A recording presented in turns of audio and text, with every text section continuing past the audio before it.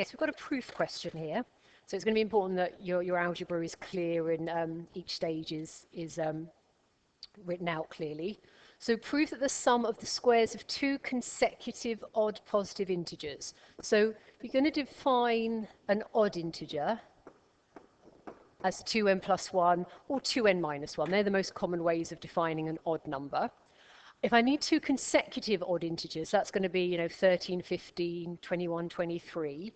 I can either go up to the next one, which would be 2n plus 3, or go down to the previous one, which would be 2n minus 1. It really doesn't matter. I'll go for those two, but if you went for 2n plus 1 and 2n plus 3, your proof should work out as well. So prove that the sum of the squares. So if I square each of those and then sum them, and then we'll just see what happens. And I'm trying to prove that it's always even. So what should happen is we'll end up with something where we can take out a common factor of 2. So 2n plus 1 squared, be really careful, that's not 4n squared plus 1. You must multiply out the brackets.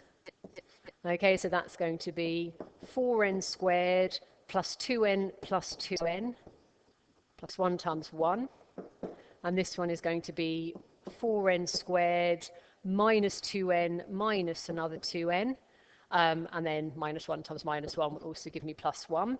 So if I tidy all that up, I've got 4n squared plus 4n squared. I've got 4n minus 4n, so that's cancelling. And I've got 1 plus 1. So if I'm trying to prove that that's even, I just want to show it's a multiple of 2. Don't sort of get caught up in trying to do a discussion about how n squared is odd or even and multiplying by 8 is even. You can get there that way, but generally if you're proving something is even, just show that you can take out 2 as a common factor.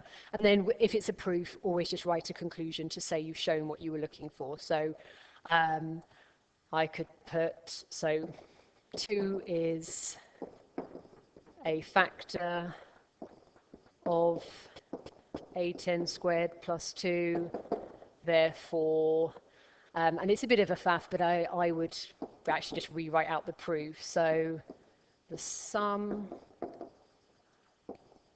of the squares, maybe write it a little bit neater than this, but right, of two consecutive odd numbers is always even. So 2 consecutive.